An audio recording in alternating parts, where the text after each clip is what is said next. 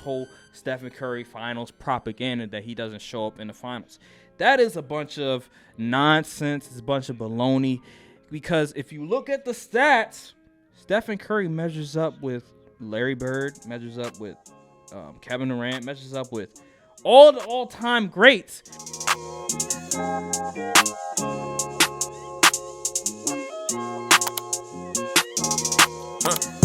More money, more problems. What is good, YouTube? This is your boy Aaron. It's Brian. And this is the Courtside View podcast, and this is episode 10, unfortunately. We have bad news. Yeah, we got bad news. You know, the Warriors, they lost. They dropped game one. They blew like a big lead in the fourth. I am disgusted. This is abysmal. This is the... We're going to get into it. Yeah, I got a lot of stuff to say. we definitely going to get into it because, you know, it was looking good for the Warriors in the first quarter with Stephen Curry. He was going ballistic. I don't know why the Celtics were playing that drop coverage. Made absolutely no sense why you would leave Steph that much space to operate. But then all of a sudden, we see the Celtics still hanging in there, hitting their shots. Like, if you look at the game plan with the Warriors, like, they were really keying in on Jason Tatum, and they were sagging off on pretty much everybody else. Yeah. They were like, you know what? Let's just focus on Jason Tatum, make him a passer, a distributor, and he was passing the ball. He was getting them 13 assists, not turning the ball over as much. So we got to give Jason Tatum credit on that much because we usually associate him as like a scorer, right? But this game, you know, sure, he dropped 3 for 17, and that's just abysmal in itself. But he did his thing when it came to passing the basketball. And as a superstar, which I'm not going to label him that, but those are superstar qualities. I'll say that much.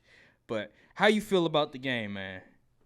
You know, I knew from the jump, I knew something was up. Because why is everyone on ESPN, all them, you know, media guys rooting had the Warriors win? And I said, there's some foolishness going on here.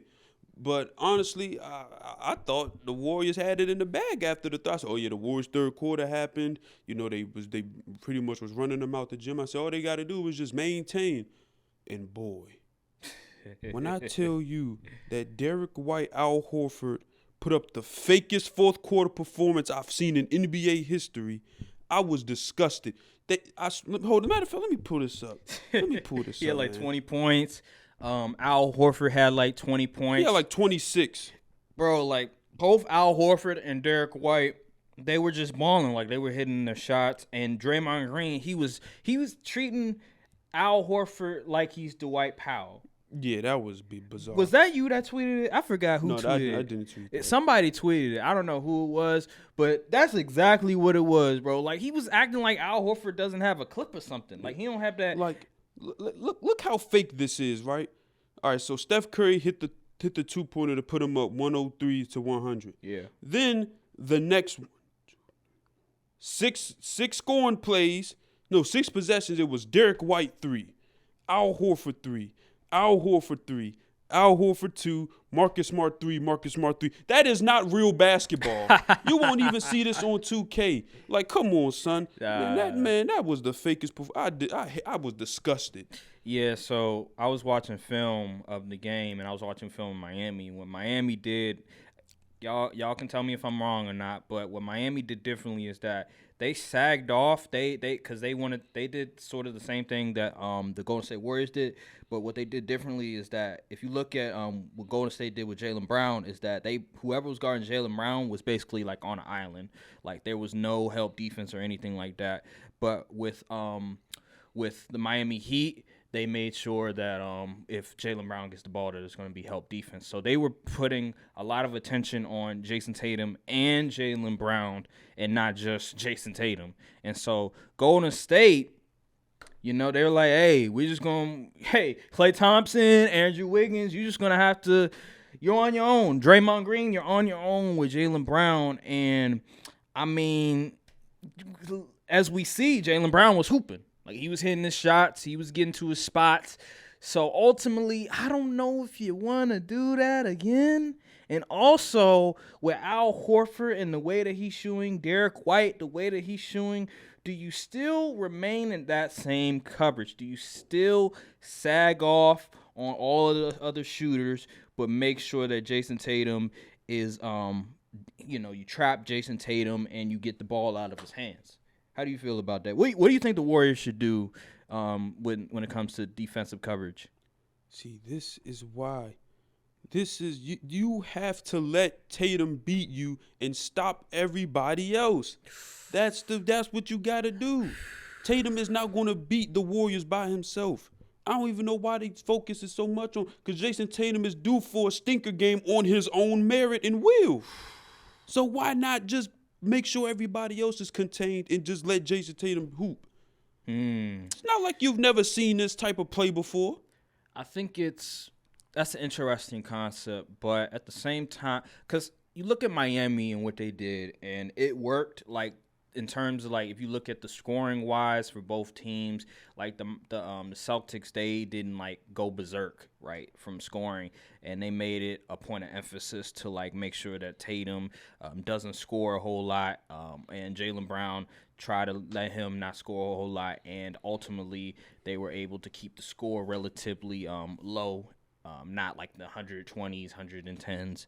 So I think Golden State is looking at that and it's like, okay, we can sort of implement a similar philosophy and maybe it'll work. But I just think that, I don't know. I feel like next game they should probably put Kuminga in more, have him play more. Yeah, he's young, he's a rookie, but he's athletic. He has a long wingspan and good lateral quickness, so I will probably play more Kuminga in the second game. I like Andre Iguodala, but he's up there in age. So me personally, I will play more Kuminga. Maybe I might start Kuminga, maybe bring Poole off the bench to make sure that the defenses, because Golden State switched a lot. It was a lot of switching, and you would see, like, Stephen Curry on Jason Tatum. You see all these people on Jason Tatum, like all these switches. And sure, yeah, he shot 3 for 17, but look what happened to the other guys. They were open and hitting their shots. Marcus Smart was going crazy. I was like, yo, what is going on? Like, these dudes, it's like they put the sliders up like this is 2K or something. It was fake. It was fake. But I feel like I don't know the stats for, like, the Celtics in the regular season playoffs in terms of, like, how good they were from 3-point range. Al Horford was a 33% shooter in the regular season from 3, and I think Derek White was like a 30% shooter from 3. Mm-hmm. So this performance is completely fake. I'm not giving it no credit. So I think I like your philosophy because Golden State has a lot of scores. They have a lot of shooters. This is not Milwaukee where it was just Giannis and Drew Holiday sometimes. Like, no, they have people that can shoot, that can score. Because remember with Boston in Game 6 against Milwaukee and Jason Tatum went off and everything like that, and Milwaukee didn't have the necessary bodies, the necessary guys, shot creators to offset Jason Tatum's scoring. But Golden State does. And so I like your philosophy. I feel like they should do that.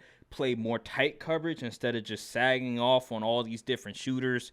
And I think they should run some more isolation plays. Like, try to get on switches, whatever, have, like, Stephen Curry, like, try to take advantage of a switch or whatever, like Robert Williams guarding him or Jaylen Brown. I like the matchup with Steph and Jaylen Brown guarding him. I just don't think Jaylen Brown could guard Stephen Curry. So, yeah, I think that's what they should really do. And just stay with that instead of just trying to key in on Jason Tatum because the Boston Celtics, their 3-point shooters are just really good. Exactly. And one thing that can't go unnoticed and needs to be addressed, Steve Kerr. Oh, my gosh. There's no excuse at all why Draymond and Iggy should be on the floor at the same time. Why did Stephen Curry not get back in the fourth quarter when the league was cut down to like 8? Why was he still on the bench? I don't know. Steph Curry should have had 40+ minutes.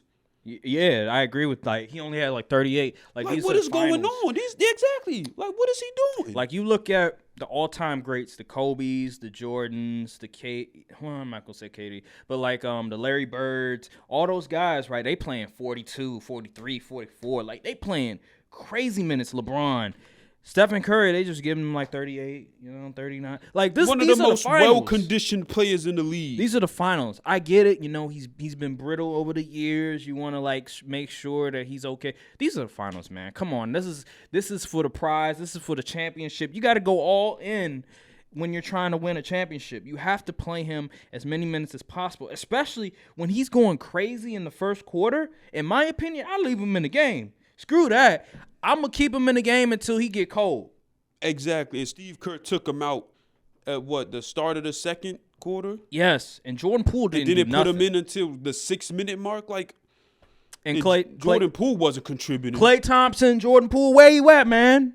Where you at? Because we need you guys to contribute. We need you guys to play well in order to win. Stephen Curry can't just do him by himself because at the end of the day, Marcus Smart is guarding Stephen Curry, and they're going to wear him down, make him fatigue. And as we saw the final 5 minutes, dude couldn't get a shot off, couldn't hit a shot because he was probably tired.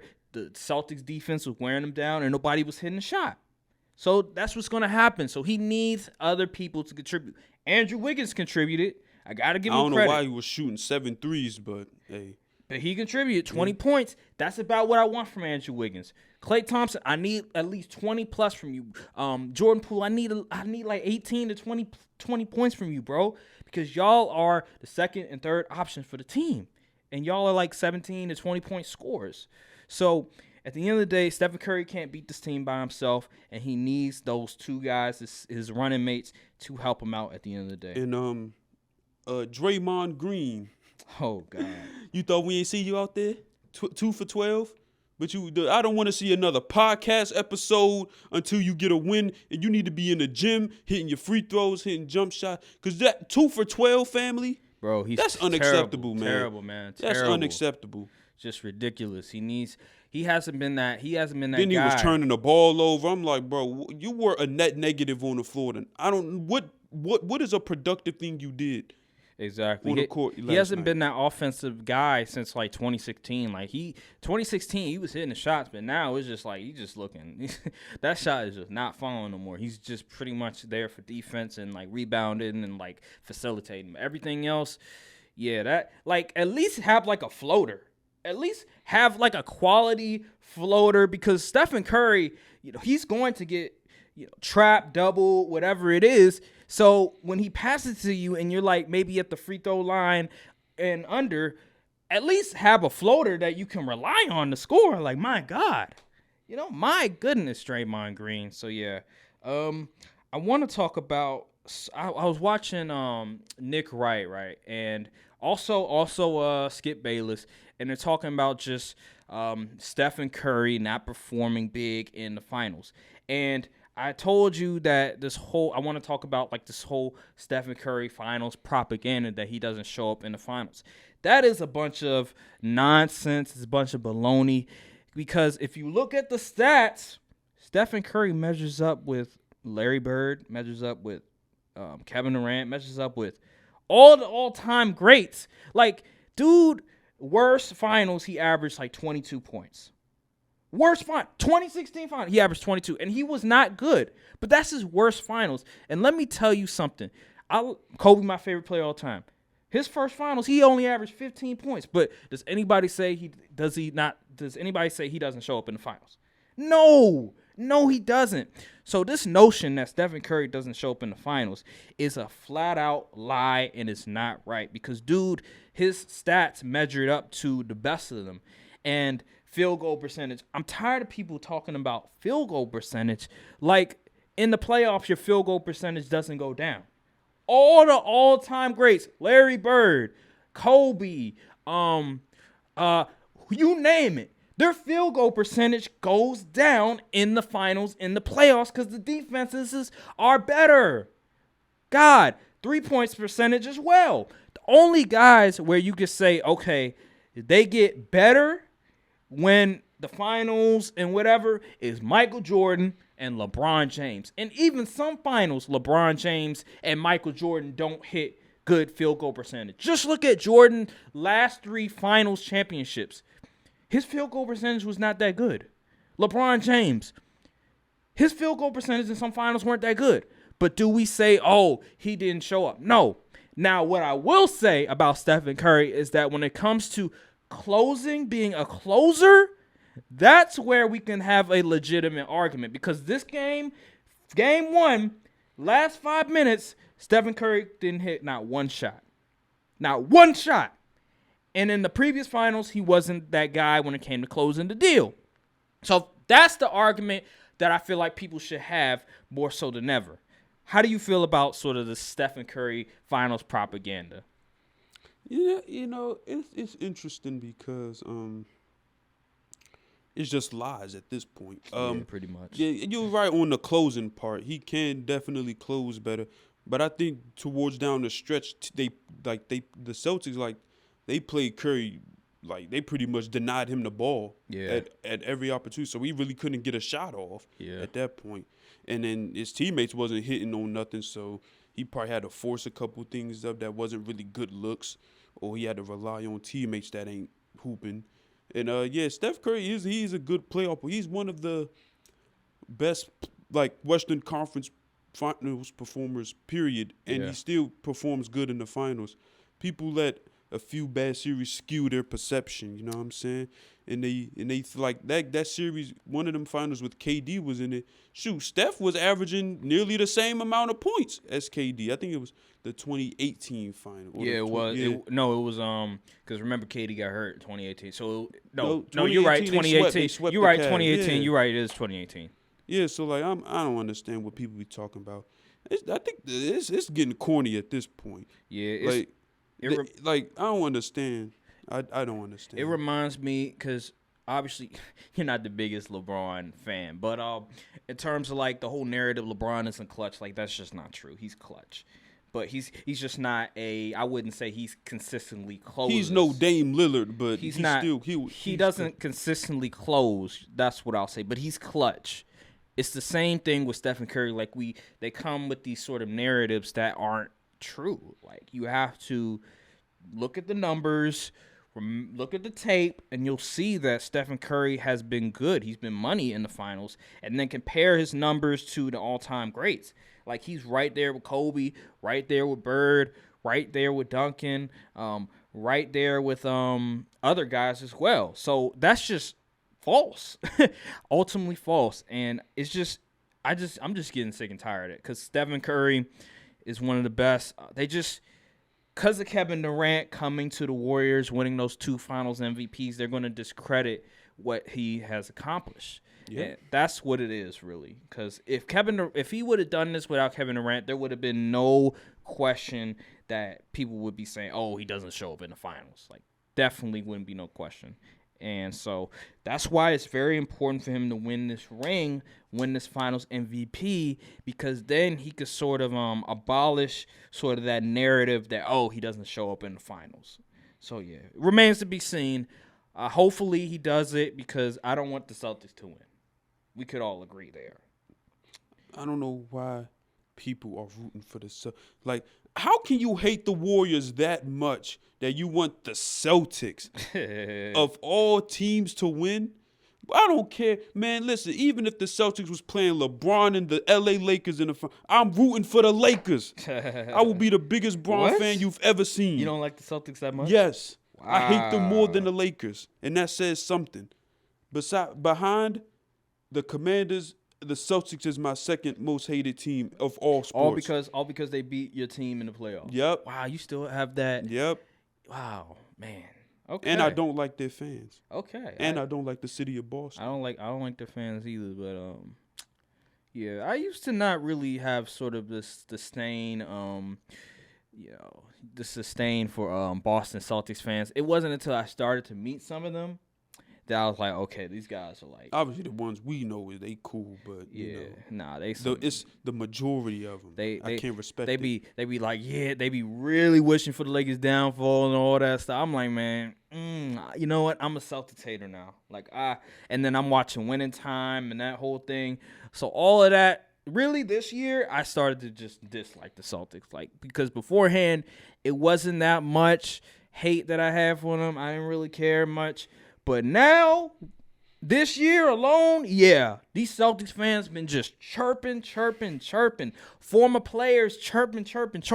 I'm like, y'all need to sit down, man. Them former players have been trying to get so much for that '08 ring so bad. Like, it's kind of pathetic at this point. Kendrick Perkins, KG, Paul Pierce, them guys right there, man. I'm just like, whatever, bro. Whatever. Like, the screen is all right. It's all right. But, yeah, it's just those guys just annoy me, and I'm just tired of it. But let's switch gears.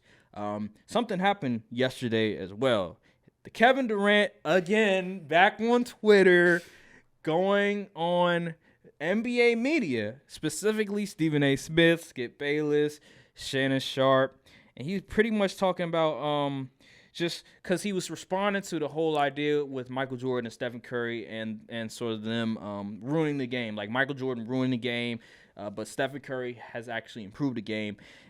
And he was like, yo, you guys what are you guys talking about? Like, he said, you guys are making the game worse. Yeah, that's what he said. He said, I think guys like Stephen A., Shannon, and Skip are ruining the game, and Steph and Michael, those are players that helped elevate the game or something like that. Yeah, pretty much. And I don't disagree with what he's saying. I don't disagree because I think, listen, I like Stephen A. sometimes. Skip and Shannon, they're entertaining, but they have made it to where these narratives, these agendas that have been pushed that aren't accurate at all, have sort of put it in people's minds, right? The whole LeBron thing, if you're with LeBron, if you're not LeBron, sort of the he's not clutch, sort of the he's the things that he's done over the years, Stephen Curry as well, like Kevin Durant. So they've really Stephen A., Skip, over these years, like they've really done a lot of damage. They're the reason NBA Twitter discourse is the way it is. It really is, because I was watching an old video of them, right? And they were, it was like 2014, I think. Remember, the Cowboys, I think it was Cowboys and Packers were about to play themselves in the playoffs, whatever. Stephen A. was wearing a Packers jersey, and listen, a lot of stuff that they do, that they talk about, there's no analysis or anything. It's just it's just opinion and stuff. So for me, yeah, they've really sort of these agendas, sort of these narratives. I gotta give Kevin Durant credit for what he said because he's on the money. How do you feel about it? And it was funny because Stephen A. responded to KD on Twitter, and then KD responded back with that video of Stephen F. saying, I'm here to tell you right now, we don't care. And it was hilarious. So, yeah, congrats, yeah, Kevin. Yeah, use your Twitter fingers to defeat the evil. That is these media, these analysts that don't analyze anything about the game. Yeah, they don't analyze nothing. At least when it comes to basketball, it seems like the football discourse, even though it can get crazy because they favor some teams over, but it's not as bad as it is when it gets to the NBA. Yeah, though. NBA is horrible. Like watching ESPN when it's football season is way more bearable because they got people like Mina Kimes, even though Dan be tripping on the Cowboys, but he do be getting analysis. You got Swag Goo on there. Yeah, those guys are great. I love watching that show. Yeah, that whole crew, NFL Live and NFL stuff. Live, yeah, so Stephen A. he responded and he was like, "News for you, KD. We ain't going any damn place. For every Stephen A., Skip, and Shannon and others, there's thousands more coming down the pike. We're not going anyway. We multiply. Sorry." And then, the whole video, we don't care and all that stuff. And then I forgot where he said something where I think Kevin Durant said, yo, y'all don't analyze the game at all. You know what I'm saying? And that, again, that is true. There's no analysis, and I feel like that's what's really missing with the basketball is the whole analyzing the game aspect, because we want to learn. I want to learn at the end of the day. I don't want to hear all these things, all of these sort of narratives that aren't true, because it's history. Yeah. And with history, you can a lot of times people will sort of not tell the whole truth. They'll tell part of the truth, but not the whole truth. And that's what they've been doing for a lot of the time, not telling the entire truth, not telling me, okay, how did the Celtics win this game specifically? Like, what coverage were they using, like, on defense? What sets were they using? Like, it's none of that. It's just like, well, you know, this guy went crazy. This guy, Stephen Curry, isn't clutch. Like, why isn't he clutch? Like, what did the Celtics do to make it where Stephen Curry wasn't able to, get a shot off in the final 5 minutes? They don't do none of that. It was none of that at all. Now, I don't know what they're saying today, but I can guarantee you they're not going to give no type of specific analysis. If it's JJ Redick, if it's Tim Legger, yes, they'll give you analysis. But when it comes to Skip and Shannon, they're not going to give you analysis. But what's going on with the NBA media, bro? Things got to change for the better because this is getting ridiculous. I think they see what the fans be saying on Twitter. Well, the fans be saying on Twitter, and they just like, okay, well, since this is how they talk on Twitter, maybe we should incorporate that into the show. It's just bad for business. It's just a bad loop cycle, Bro. Where the fans, it's like they don't even care about the sport. Bro, like, dude, Ball Sack Sports. Now, I think they, I heard somebody say they deactivated their account, whatever. They're not, like, sort of present anymore because they started getting political, I believe it was. But, yo, these media people would quote from Ball Sack Sports. Multi-million-dollar companies, by the way. Billion-dollar companies. Yeah. Billion-dollar companies. These people they got degrees from journalism schools. They teach you all this other stuff. How the hell do you get sacked by a Twitter account? Who are these interns that they're hiring? Like, what? What is this? Like, Stephen A. keeps getting sacked from these guys. And so, yeah, it's just down the toilet. And, like, I was watching, the whole whoop that trick quote, right? That wasn't necessarily accurate, right? It was misinterpreted. The girl, Malika Andrews' sister, whatever, they said that she sort of misconstrued his words in a way. It wasn't exactly what he was conveying. And so stuff like that, you got to be careful with those things. And the NBA media, they're just looking for clicks. They're looking for attention grabbers, whatever, and not trying to really report the game how it is, man. It's just about nasty work. Yeah, it's just about appealing to NBA Twitter. That's what it is. And Instagram and Twitter. So yeah, it's just nasty. It's nasty. This is why I'm so ready for football season. Even if my Cowboys do end up stinking, which we won't, hopefully, it's still a better experience on Twitter and all of that because the discourse around the NFL is much more healthier and much less player oriented. And people saying, "Oh, this player's trash because I'm a fan of this player." It's starting to get there. And it needs to be clipped. We need to banish those people from football discussion because it is getting there. Yeah, it is. But for now, it's way more healthier than the NBA. At least they point out like some coverages. Like I'll be seeing like some videos. I was just talking about on Twitter, but yeah, on Twitter too. Like Trayvon Diggs, they be pointing out some coverage that he sort of made a mistake on. You know what I'm saying? Like simple stuff like that. It's not like he's just not good. Even like the commentators during the game, like you see them like break down what happened during the play. Like they don't do that in the NBA for real. Yeah, they don't do it live. Yeah. I know during halftime, like with TNT, they do. But ESPN itself, they need more of those guys because God bless Jalen Rose. He's not doing that. Even though he's a former player, he's not going to – see, that's the thing. Like some of these former players, like you would think, oh, yeah, they can break down the game, like analyze the game. They don't do that. Like Kendrick Perkins, he's not really – I've seen him do it like maybe a little bit, but not a whole lot. Jalen Rose, he doesn't do it at all. It's just straight opinion. Jay will do it. He can do it. I've seen him done it before. Tim Legler and JJ Redick and all them. But it's not a whole lot of that. And we need more of that because I'm tired of hearing the same old stuff. I just am. But yeah, speaking of football, there was this clip that came out about Deshaun Watson, and he was in practice, and I didn't hear about this one. Let me he tune threw a pick in practice, right? Uh-huh. And people started getting like, "Oh, y'all paid this man $230 million fully guaranteed, dude, throwing a pick like that in practice." It was a bad play. I'm not gonna lie, it was a whole because I think he was passing to somebody. It looked like a 5-yard route, whatever, and all of a sudden I forgot his name, but something Johnson. I don't know if he was a corner or safety. He came by and just picked him off. Was it John Johnson? I think it was John Johnson, and people started saying, "Yo, like this, y'all paid this man all this money, and he can't see the guy coming from over there." So And yeah, this is why people who don't know ball needs to stop speaking on it. You want him to throw picks in practice instead of a game? yeah, and they know all the plays. Exactly. Like, come on now. It's not like the Browns' defense is something. It's not like the Browns' defense is terrible or anything. They're pretty damn good. They got players. Yeah, they do. But Deshaun Watson, it'll be interesting to see. Will he be rusty? He should be suspended. That's what he needs to be.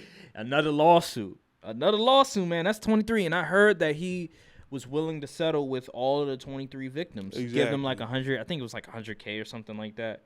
I may be He wrong. did that. He guilty. Yeah, well, innocent before proven guilty. 23 people ain't just, with similar stories. All of them ain't lying. Yeah. Even one is too many. That is true. Yeah, one is too many, but he still. I'm waiting for. Are they going to suspend him or not? Are they going to? They better. They've suspended people for less. Yeah, they have Zeke. Calvin Ridley, like we said before. They got a whole season suspension for one parlay. Who else? PEDs with performance enhancing drugs with DeAndre Hopkins, 6 games.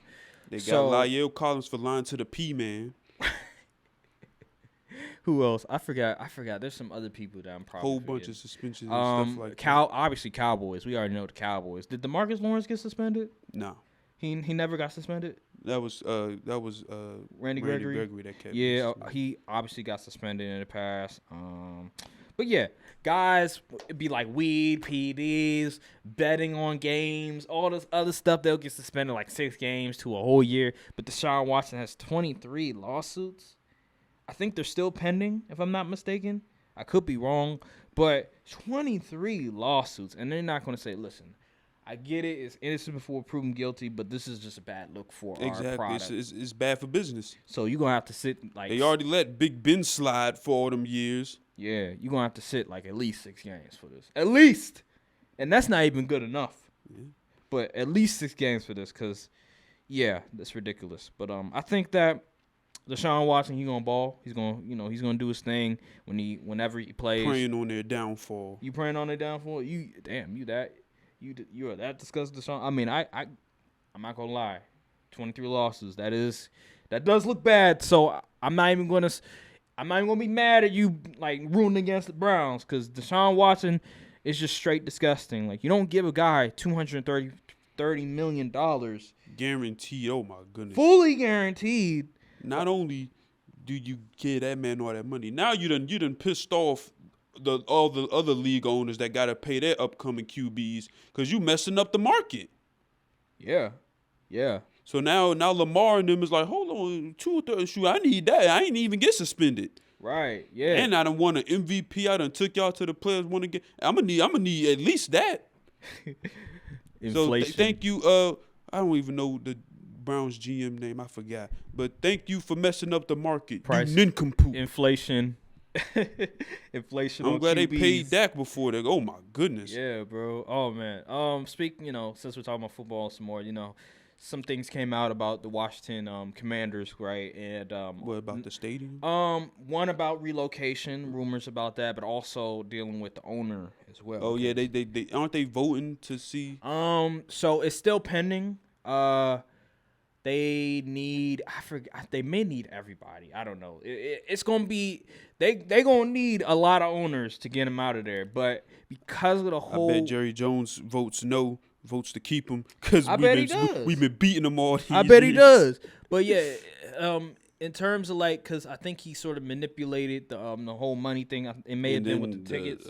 Sexual assault stuff with the cheerleaders and all that. I think he got away with that. Yeah, which is crazy. It's crazy, like all that stuff. But the whole thing with manipulating the money, the books, whatever, the money books, whatever. Yeah, it's looking bad for Dan Snyder. I'm not gonna lie, and I hope that he. Obviously, you don't. You want him to stay, but I hope that they finally get him out of there because it's just been bad for that team. You know, they've been haunted by Dan Snyder. He hasn't done a damn thing for the Washington franchise. They've had to change the name, and they chose just a corny name in itself, the Washington Commanders. And then they're trying to relocate, and there's rumors that they're trying to relocate all the way in Bumba, Virginia, yeah, like 40. Woodbridge, I think. No, it's even further than that. It's first one. It's like 47 minutes away from from DC. There was a rumor, the one that you're talking about, but then there was also rumor that it's like it's gonna be like around Woodbridge area. But what remains to be seen. It's still not in DC. Yeah, like I'm just like, yo, why they even called the Washington Commanders in the first place? Like y'all not even close to DC.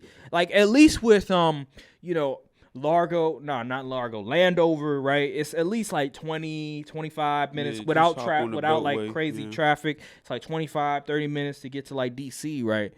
Bro, you go all the way VA where they at, that's like with traffic, nigga. And there's no like metro, I heard. Like there's no like you can't really commute there by metro. Metro don't go over where they trying to put that stadium at. So like it's just bad overall. They're gonna have to build a metro over there. Something out because there's no way game day is going to be crazy. It's gonna be crazy. Like people might have to take off for work just to go to the people games. Gonna have to probably go to the Ravens game more than the they already going. I think the first place they bought the land at for like $100 million.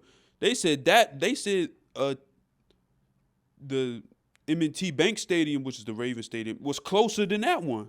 Yeah, bro. Yeah, so I feel like the Ravens, they might just say, screw this. Like, why would I go all the way to VA, all the way out there when I could just, take maybe like an hour drive to like Baltimore to go to a game where there's an actually good football team playing?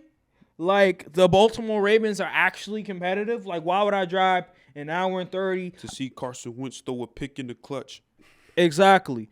So yeah, if they not gonna have no like metro or nothing, hey, them tickets better be good. Cheap. Them better be cheap. They better be good. If them tickets prices go up, you essentially are alienating your core fan base. Because I think one of the things why they're trying to get a new stadium, they want to eventually host the Super Bowl. That's the number one. If you're gonna get a new stadium, you can't host no Super Bowl in FedEx. Oh my goodness. Yeah, absolutely not. But yeah, if they trying to host a Super Bowl, they better get that commuting settled because a Super Bowl, hosting a Super Bowl, you know how many people coming in town, how many vehicles, like it's just gonna be insane. It's gonna be crazy. If the Super Bowl does get hosted in this area, I will be out of town. Yeah, you know what? Me personally, because I know on vacation. I know it will be, it will definitely be a long time from now. But I would definitely try to get to the Super Bowl. Like me personally, if it's gonna be here, shit. You know what I am going to? What? 2025. The NBA All-Star Weekend will be in DC, really? And I'm pulling up. Are you serious? Yes, it was confirmed. Yes, it's confirmed. In 2000, I will be there in the building. I got. Hold on. For dunk contest, I'm there for everything. I'm definitely gonna be there. 2025. I looked it up I even looked it up this year to confirm. It will be in DC 2000, and I will be in attendance for all the festivities. Man, that's crazy. Also, speaking of like all-stars, do you think the NFL should get rid of the Pro Bowl? Honestly, I think they should. Because it really doesn't add much. You know what? Yeah. They need to replace it with like skill. Maybe unless even like flag football or something. Like 7-on-7 or something. You know what I'm saying? Yeah. Unless you do. Because the Pro Bowl is just not it. It's not it. It's not entertaining. It's not competitive.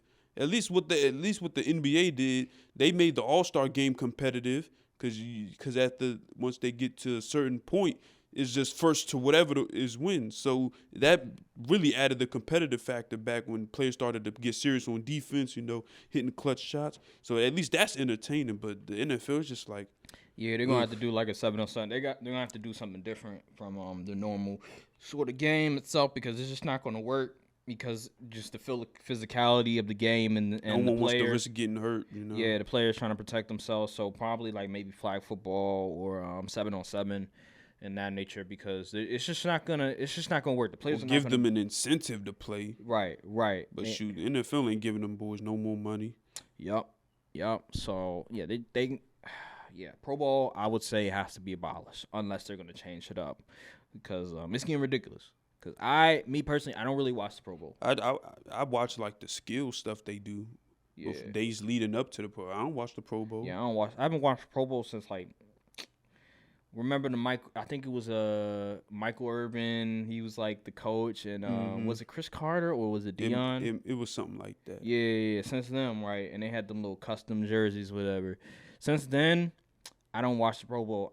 Because actually the game Madden they still do that stuff where they have sort of like the ultimate team and stuff, and they'll have like the players from the Pro Bowl and give them like a certain rating, whatever. They don't even do that anymore. They don't do that no more? Wow.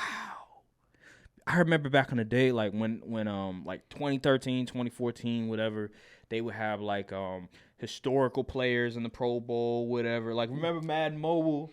Remember that whole thing with Madden Mobile? Oh my God, bro! I used to have like Michael Irvin. That his whole Pro Bowl, he was like a 98, had like Chris Carter, like bro, it was amazing, like those times. And now I'm guessing they don't do it no more, like you said, and that just sucks because that was a great time. That was a great time football. Also heard with Madden that they the defenses is getting better, whatever. I heard sort of thing, but from what I'm very tuned in with the Madden community because I follow a lot of creators and stuff. So they said the defense got better, but obviously there's still ways to exploit it because it's a video game. It's gonna be broken. So they said the defense is better. They nerfed things that are broken, like they nerfed escape artists and stuff like that. So that's good to hear. But it's Madden. They got you already know how they get down. Yeah, because and yet they keep getting me every year. They get me. The thing with like 2K or Madden, sure the defense will be good in the beginning, but then middle of the season, people complain I can't do this. They'll patch. They'll have those little patches, whatever, and then the defense will go back to being just average to trash, like just unplayable. That's what usually happens. Like in 2K, beginning of the year, the people like, oh my God, the game is amazing. Like the defense, you could barely score on these guys, and all of a sudden, end of the year come around, and it's like, okay, well, there is no defense anymore. Like I can score on these guys anytime I want to. Like what the hell? Like I'm using Jordan, I'm using Luka, and it's like it's easy out here. Like they hitting shots, so that's just how it is. Let me think. What else? One thing I want to say, I may look crazy, but let me tell you something. Give it a shot.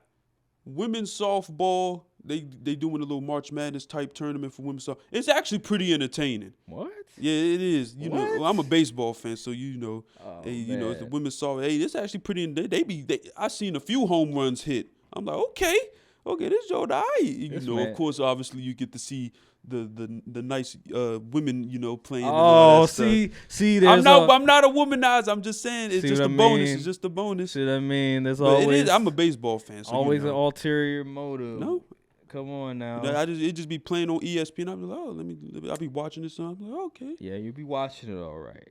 And see, he's trying to paint his own agenda. Because we all know. I've seen it on YouTube. There's been clips on Instagram and Twitter and all that about women's softball and all that stuff. Yeah, they do be playing, but there's some other stuff going on. Why people be watching it? I'm gonna leave it at that. I'm not gonna go too much. Y'all can interpret it how you want to, but they be balling. I be seeing them. Yeah, they be balling. All right. But let's see. I wanted to talk about something. I forgot though. Was it NFL or NBA related? It might have been NFL related. Is it the okay? Oh yeah. we need to talk about how people overreact when it comes to OTAs and stuff like that, because I'm seeing a lot of stuff. Oh, by the way, I'm hearing all good things about the Cowboys' first round pick, Tyler Smith. He stood Micah up in practice on a pass rush yesterday. I'm just saying, hey, they saying he getting better and better every day.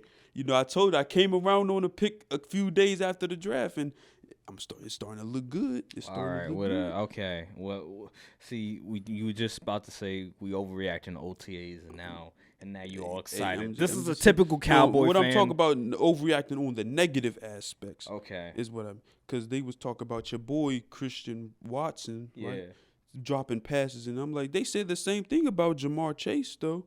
Ooh, that's a good point. Especially granted, in Jamar preseason. Chase is way better than him, but still. Yeah. But yeah, they was Jamar Chase. He's not gonna be good. He's dropping passes. I'm like, they rookies. Devontae Adams was dropping passes He's too. not even catching balls from Aaron Rodgers. So just let the rookies get into it. You know what I'm saying? Yeah, because Devontae Adams was dropping passes too as a rookie. That's what I heard. They're rookies. What do you think they're gonna just come in and immediately start playing like 2-year vets? It's like, come on. And now. he's a second round pick. It's not like he's a exactly. Jamar It's Chase. not like he was a top 10 guy. Yeah, like of course, like if you're a top 10 guy, yeah, we expect you to ball out. But like when it comes to a second rounder, when it's Devontae Adams, I was a little shocked at AJ Brown when he sort of came on loose and had like 1,000 yards his rookie year. DK Metcalf, like those guys, you don't like. Yeah, second rounders, you expect them to produce somewhat, but you don't say, oh, yeah, they're going to be Pro Bowl level. Like, they're going to get you 1,000 yards. Like, no, I don't expect that them. I expect them to be solid. I expect them to do the job, but I don't expect them to just be like this Pro Bowl level guy. And if they are, then that's a plus. If they're not, then okay, at least do your job. At least be reliable. That's all I have to say on that. Also, speaking of like rookies and stuff, I want to get your opinion on but this is more towards the, NBA. What do you think a bust is? I'm gonna name some guys, and I'm gonna want you to tell me if you think they're bust or not. Lonzo Ball, is he a bust? Ah, man. See, I can't answer. It's hard to really answer that because what's the criteria for what is a bust? I think that also depends on where they got drafted. Wasn't Lonzo the third pick or he was the second pick? And so, like, Andrew Wiggins was the first pick, right? And would we say Andrew Wiggins is a bust? I mean, for what he was projected to be, you can say that. But in all reality, he went to a bad situation. But now you see him on a good team and he's actually performing.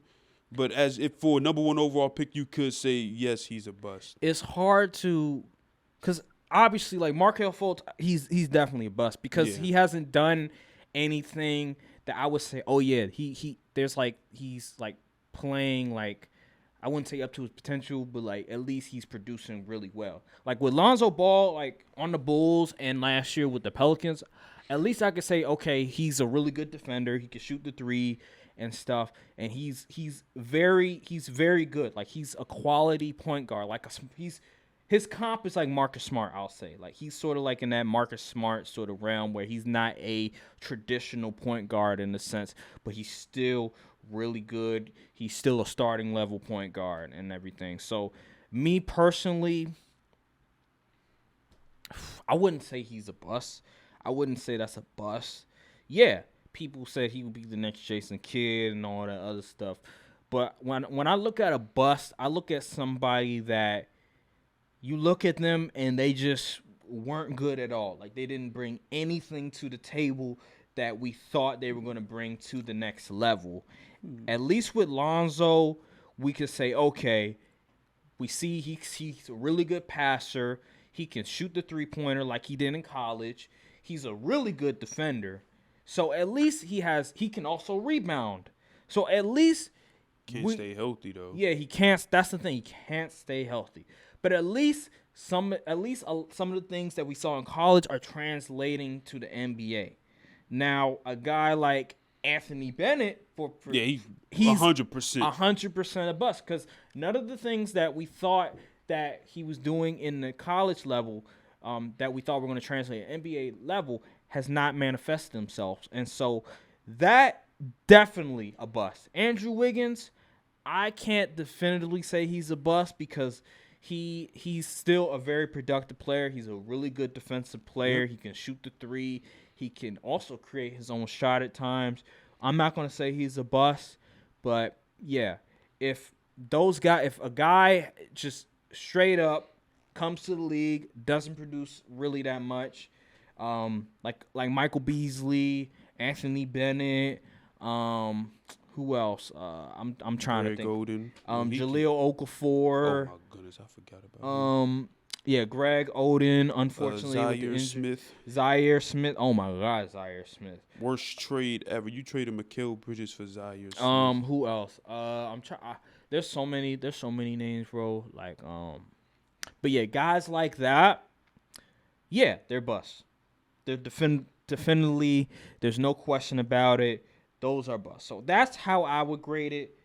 I don't know how you would grade it. How would you look at it? It depends, cause like, if you're getting drafted in like the top 5, you're expected to come onto the team and be like the guy, essentially, or one of the guys. And if you don't fulfill that duty, then you pretty much are a bust.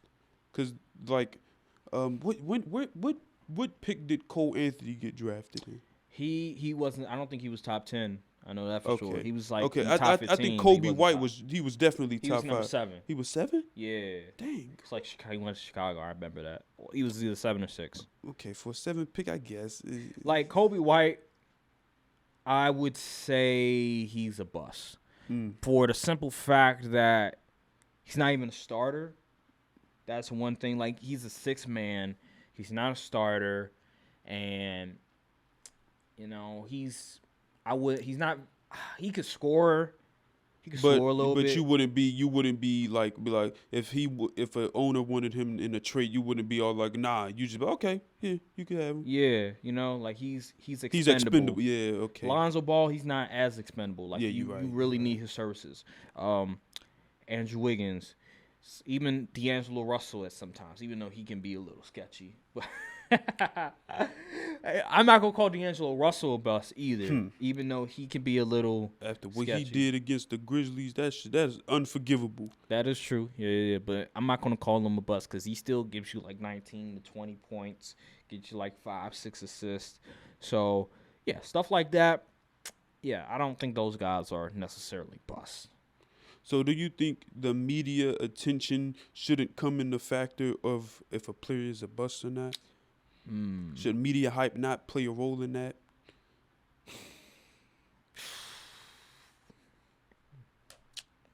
Because like no one like the kids themselves, like OJ Mayo didn't want to be compared to who was he compared to? Kobe? Yeah, whoever he had coming out of high school, he didn't want to be compared to them. So is it really his fault that he didn't live up to other people's expectation? See, the media. I feel like, oh, that's a tough question. I feel like no. As long as you are a really good player, right? If you're a really good, like at least you're one of the 15 best players in your position, I would say. You're a starter. You're somebody that they need your services. Like, it's not like you're expendable or anything. Like, they need your services. I would say you're not a bust. You can't be a bust. But if you're a guy that is expendable, then yeah, you're a bust. That's how I look at it. Okay. That's how I look at it. So, yeah, that's the whole media thing. I think that is overblown. Because like I said, we talked about narratives, talk about agenda, all this stuff. The media will do whatever it is to hype you up. The Lakers saw Lonzo as expendable. Yeah, but we're trying to get AD. It's AD now. It's AD. Think about it, because Brandon Ingram, like he had a lot of potential. He still has a lot of potential, and he's doing his thing right now. And people knew that Brandon Ingram, like, he could potentially be all-star level player. But we just looked at it and we were like, this is Anthony Davis, like Yeah. he's top 5 It player, worked out. You got a superstar ring player. from it, so Yeah, we got a ring from it, so you have to pull the trigger. But overall, like in a normal situation, whatever, where you're not trading a guy of AD's caliber, most of the time, Lonzo Ball, like right now, I wouldn't say he's necessarily expendable. Now, the injury concern, that makes him, you could say, possibly. But if he wasn't injured and it was just like he was healthy all the time, I would say no, he's not somebody that you can just automatically want to get rid of, especially with his contract. Like, he has a really good contract. It's not like he's getting paid a super duper amount of money. So I would say, yeah, Lonzo Ball, nah, he's not. No. So, yeah, is that? I also want to bring up one more thing. So, we're going to switch to the NFL right quick. So, I seen a tweet, and someone said Trevor Lawrence, Justin Fields, and Zach Wilson are in essentially a prove it or move it type scenario. They said they got one more year. This year's where they need to show something or they're going to get. So do you think that the NFL is moving towards the leash for these rookie QBs that get drafted in the first one? Do you think it's becoming a shorter leash? For sure, bro. For sure. Like, it's getting to the point they trying to microwave everything. They trying to get instant results. In life, you see the Justin Herberts, and you be like, well, why can't my QB do stuff like that? Like in life, that's just not how it's going to work. Like, majority of times, you have to let these guys grow to develop. And like a Trevor Lawrence, Justin Fields, Zach Wilson, they're going to need time. Yeah, I get it. The QB draft, they were saying, oh my God, it's one of the most talented drafts in the modern era. But the teams they went to weren't going to help them regardless. Like, they didn't have the personnel. They didn't have the good coaching staff. They didn't have all this other stuff that you would see like a Justin Herbert would have, or Patrick Mahomes would have, or a other guy. Even the Tua Tagovailoa, like, he has talent. Like, they don't have that stuff. Man, they had talent when Dak was on. Exactly. So if they don't have talent on their squad, how do you expect them to automatically take that next step? They're gonna need time to grow, to mold. Y'all need to put people around them. And so the Jets, they finally came to the senses, and it's like, okay, we need to give Zach Wilson a receiver, give him some help on defense as well. And so they went out, got Garrett Wilson, who's a phenomenal receiver in college. He's a speed receiver as well, Jermaine Johnson, all these different pieces that they can utilize. The Bears, on the other hand, because they didn't have a first-round pick because they traded it for Justin Fields. And they didn't even re-sign Allen Robinson. What does Justin Fields have to throw to? He has nobody to throw to besides one guy, and I forgot his name, but he had like 1,000 yards last year, but he's the only guy on the squad, and he's really, like, to me personally, he's probably best suited as maybe a 3 at best. Like, if you're talking about like a very good wide receiver room, he's a 3 at best. But now he's moved up to a number 1. And then he has like who's the starting running back? Exactly. But he's really good though. He's really good though. I just forgot his name. But he has him who was injured last year. He's okay. Like, he's solid, but the offensive line is not good. The defense is not good. And they lost Khalil Mack. Like, what do you expect from Justin Fields? And then you hire a coach. I don't even know who the coach is. Like, I forgot. I don't remember. I don't even think the coach is an offensive-minded coach. I think he's a defensive-minded coach. So you hire a defensive-minded coach, and you didn't hire an offensive-minded coach. So how is he going to, like, really develop, right? If you don't hire an offensive guy. Like, I don't understand that when organizations and you have a young QB who's still trying to grow. And you just plug them in and expect them to start hooping. Like, why would you hire a defensive-minded coach if you have a QB on a rookie deal who's still trying to grow? If he was a veteran, a la Aaron Rodgers, a Deshaun Watson, a Patrick Mahomes, Derek Carr, you can go the defensive coach route because they've been in the game. They know it. You know, they've seen all the coverages and everything. They've developed. But when you have a guy that's still wet behind the ears, still not experienced enough, they need a guy that can get in their ear and tell them, okay, in this coverage, you throw to this guy and all this other stuff. So Justin Fields, God bless you. You know, I was rooting for you last year. I'm still rooting for you now, but it's looking bad. Like, they looking like the same. If I was Justin Fields, I've said this before, I would demand a trade. No way in hell I'm staying with the Bears. Second-year player demanded for a trade is crazy. I would demand a trade because I'm looking at the writing on the wall, bro. And they're going to use you up and ship you out. Because I'm looking at the writing on the wall, and I see that the Bears aren't serious. They not serious, bro. They not. He ain't lying. They not giving him no type of – they think they can just, he'll develop. You know, we're on a bad team. We're not going to win, so he can just make all the mistakes. No, he cannot. He needs help. I don't care if he's a rookie QB or not. He needs help. And y'all just screwing it up. Like, at least the Jets are trying. At least the Jags, they find. I don't even know why they would hire Urban Meyer. That was just everybody knew that wasn't going to work. That was bizarre. But Tony Khan tripping. Yeah, so Trevor Lawrence as well. I don't even think they got him any help. They didn't really do anything for him. No. Actually, I think he lost some help. I think one of their receivers is in free agency. Marvin Jones. No. He left. Marvin Jones still on there? No, I think Marvin Jones. He still might be there. Oh, yeah. The other guy, I can't remember his name. DJ Chark? Well, not him. I don't think he I was think there like anymore. the number 3 receiver left or something like that. Yeah, I forgot. But, yeah, guys, Trevor Lawrence and Justin Fields, their organizations aren't doing nothing to help them. Like, it's just that simple. And so we have to be – I got to give them time to, like, sort of, develop. Yeah, I think Zach Wilson's going to take the biggest leap his second year because the Jets org is trying at least. Yeah, they're trying. We'll see. Remains to be seen, but hopefully. Now, who's your candidate for sophomore slump? Sophomore slump. So like they had a really good rookie year, and then it's not going to be as good.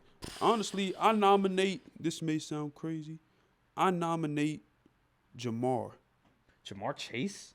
You're bugging. Even though receivers don't really usually have it because it's pretty much dependent on QB play. But You're bugging. No way. He's too good. Jamar Chase in college, he was better than Justin Jefferson was in college. And now look at this. Like, they're like neck and neck. Like, there's no way Jamar Chase going to have a slump. Yeah, you may never know. All right. As long as it ain't Micah, I don't care. Because look who's throwing the football. I'm trying to think. Let me think of all the rookies that were good last year. I know Patrick Surtain was pretty productive. Micah Parsons. I don't think he'll have a he's too polished already. Micah Parsons, he obviously he was really good. Yeah, Jalen Waddle, with Tyreek Hill, maybe it's possible. Maybe not have enough targets, not enough yards, so that could be possible. I don't know who else. I'm thinking of. Was there a pass rusher that was drafted high last year? I don't think so. I don't see. I got to look back. Like, let me search it. I mean, I could search it right now. Kyle Pitts could. Yeah, Kyle Pitts. Yeah, Kyle Pitts is definitely he could have a sophomore slump for sure. Cause I mean, shoot, he had like 1,000, like nearly 1,000, but he only had 1 touchdown. So it's how much worse can you get from that? But didn't he make the Pro Bowl? Shoot. Everybody can make the Pro Bowl at this point. Yeah. I'm trying to look at maybe Mac Jones. I mean, it's possible. Hearing that some of the things New England's coming out with, saying the offense, the guy's not sort of liking the offense, so that because they don't got no talent.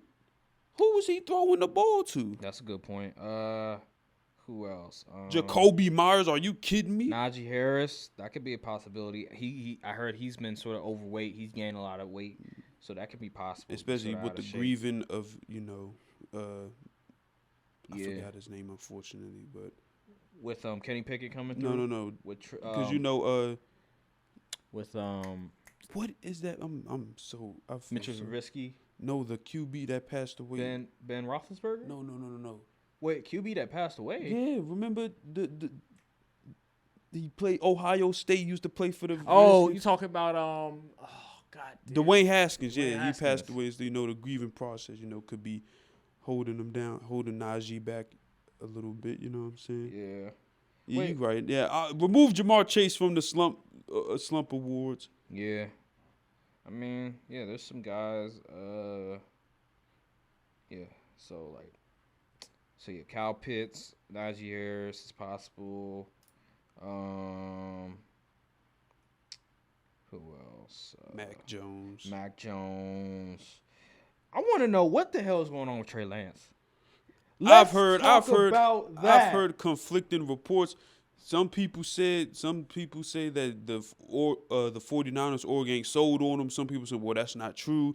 I don't know what to believe at this point. Let's talk about that because I haven't seen nothing from Trey Lance. I haven't seen anything, heard nothing. or seen anything. You would think that number 3 overall pick, like, okay, you draft him, give him a year to sit, and all right, we're gonna trade Jimmy Garoppolo next year. Haven't even traded him. Haven't traded Jimmy Garoppolo. That just lets you know that there's Debo something still going ain't show on. up yet. Yep, Debo hasn't shown.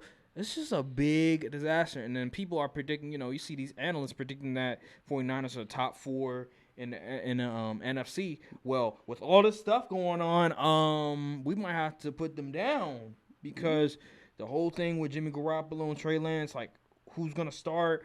The whole thing with Deebo Samuel.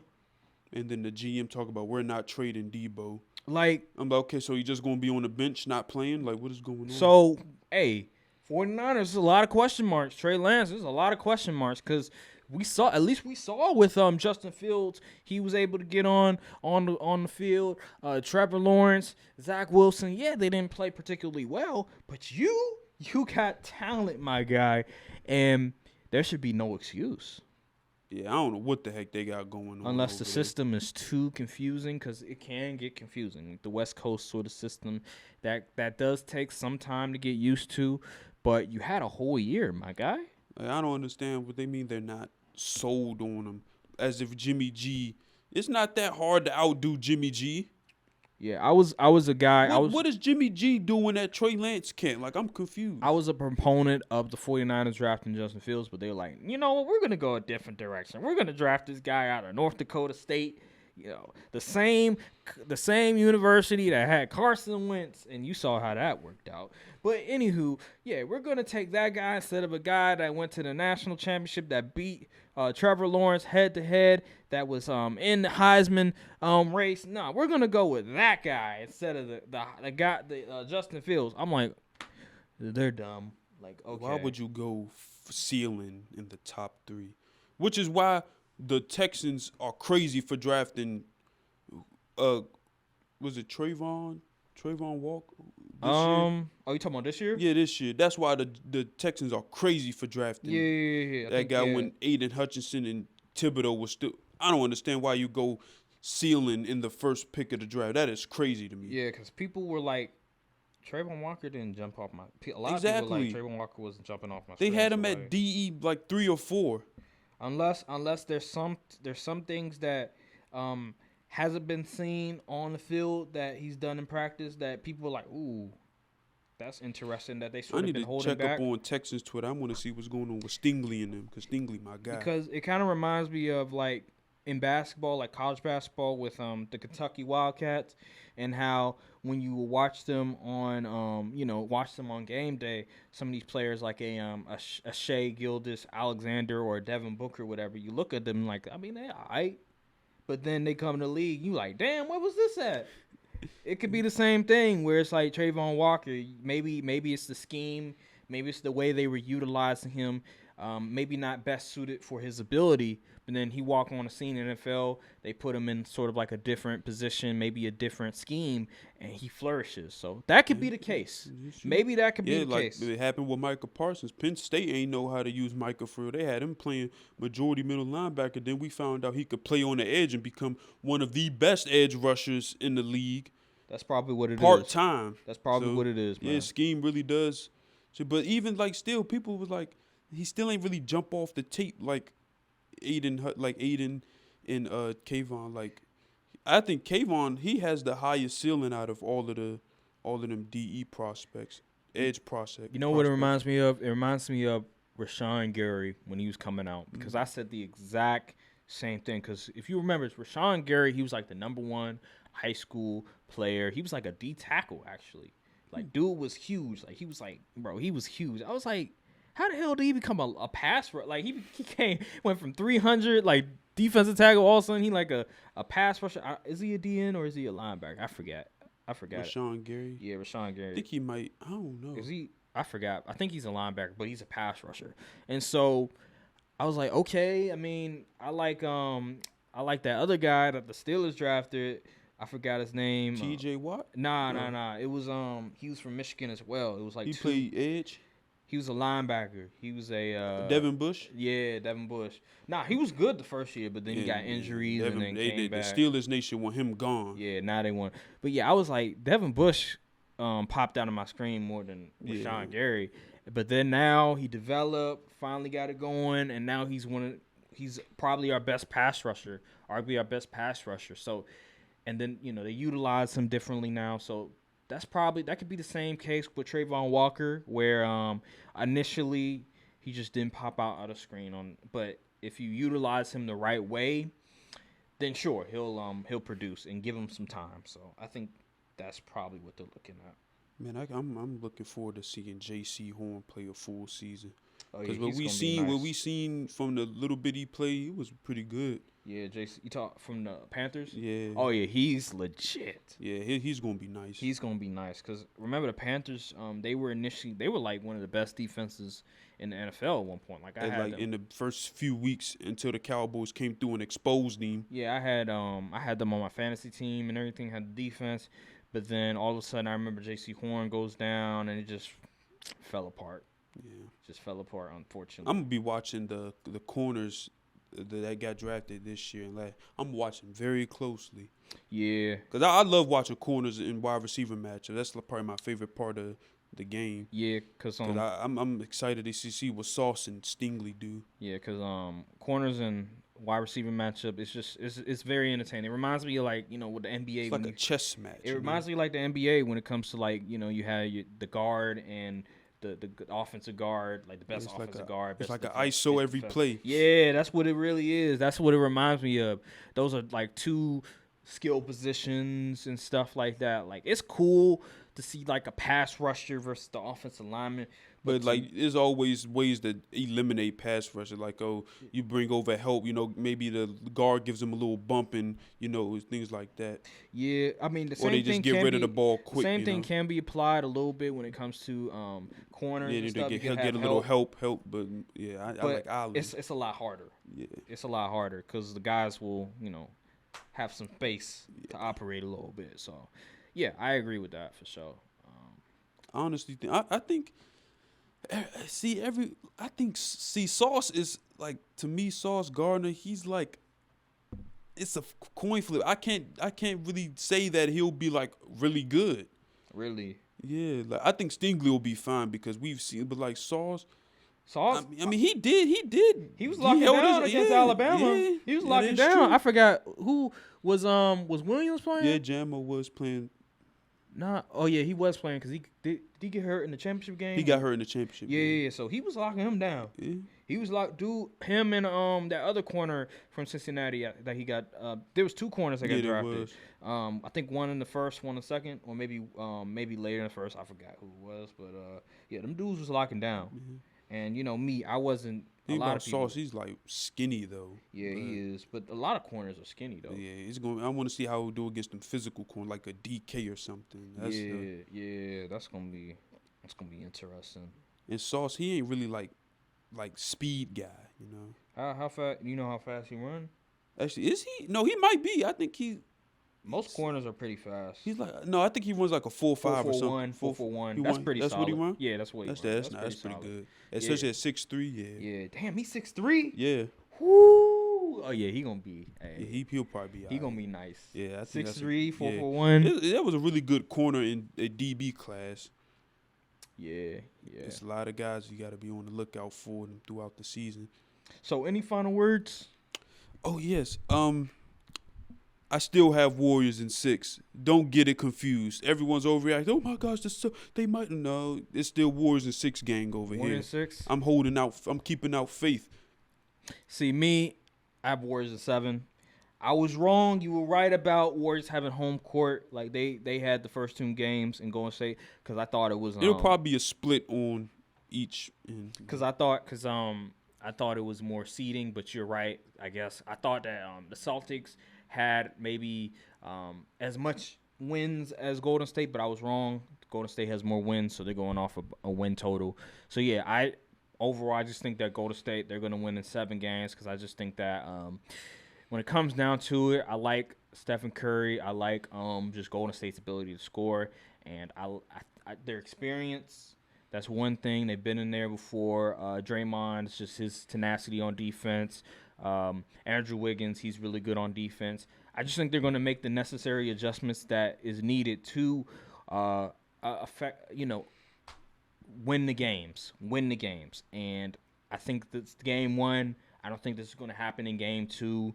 They're going to switch it up a little bit. Like Brian said, maybe they'll have Jason Tatum beat them instead of just having all these guys sag off, but really focus on Jason Tatum. So, yeah, Warriors in 7. I am not picking the Boston Celtics. Yeah, absolutely not. But, yeah, guys, thank you guys for watching this video. Make sure to like, comment, subscribe, follow the socials in the description. Hit the notification bell. Hit the notification bell and comment down below. Share please. With the friend, you know what I'm saying? Yes, and, I'll see you guys later. Thank you guys for watching. For all, I put my life in these sentences. Fucking right, it's either that or life sentences. I'm relatives with Benjamin. I used to give a fuck.